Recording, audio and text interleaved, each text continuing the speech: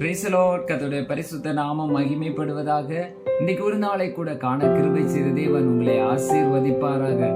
ஆதியாகமம் 22வது அதிகாரம் 14வது வசனம். ஆபிரகாம் அந்த இடத்துக்கு யெகோவா ஈரே என்று பெயரிட்டான். அதனாலே கர்த்தருடைய பர்வதத்திலே பார்த்து கொள்ளப்படும் என்று இந்நாள் வரைக்கும் சொல்லப்பட்டு வருகிறது. ஆமென், ஆமென். கிறிஸ்துவுக்குள் பிரியமானவர்களே, ஆமென். ஆபிரகாம் என்று அழைக்கப்படுகிற தேவனுடைய மனுஷன், விசுவாசத்தின் தகப்பன் என்றெல்லாம் நாம அழைக்கிறோம்.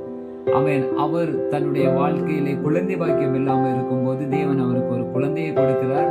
ஈசாக்கு என்ற அழகான ஒரு குழந்தையை தேவன் ஆபிரகாமுக்கு உடன்படிக்கை நிமித்தம் கொடுக்கிறார். ஆமென். அந்த தன்னுடைய குமாரனை பலியாக செலுத்தும்படியாக தேவன் கேட்டது நிமித்தம் மலையிலே கடந்து செல்லும் போது குமாரன் கேட்கிற ஒரு காரியம் உண்டு. என்னன்னா, ஆமென், தகப்பனே, பலிக்கு செலுத்த வேண்டிய எல்லாமே இருக்கிறது, ஆனா ஆட்டுக்குட்டி அவ இல்லையே அப்படின்னு கேட்ட உடனே எல்லாம் தேவன் பார்த்து கொள்வார் என்று ஆபிரகாம் சொன்ன உடனே இவங்க கடந்து செல்கிறார்கள். பலி செலுத்தும்படியாக கடந்து போகும்போது ஈசாக்குக்கு விரோதமாக ஆபிரகாம் கையை நீட்டும் போது தேவன் அதை தடுத்தார். ஹல்லேலூயா. தடுத்து ஈசாக்குக்கு பதிலாக அந்த இடத்திலே ஒரு ஆட்டுக்கிடாவை தேவன் பலி செலுத்தும்படியாக கொடுக்கிறார்.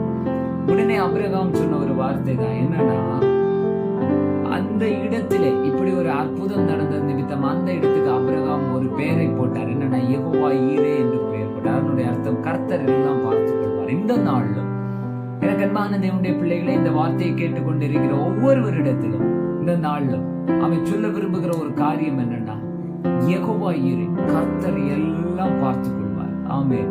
எல்லாம் பார்த்துக் கொள்வார். எல்லா தேவையையும் கர்த்தர் பார்த்துக் கொள்வார். தேவனை விசுவாசிங்க. தேவனுடைய சமூகத்துல எல்லாத்தையும் விட்டு கொடுத்துருங்க. எதையும் தாங்கி கொண்டு சுமந்து கொண்டு பாரத்தோடு இருக்காதீங்க. வாழ்க்கையில எல்லாத்தையும் அவருடைய கரத்துல விட்டு கொடுங்க.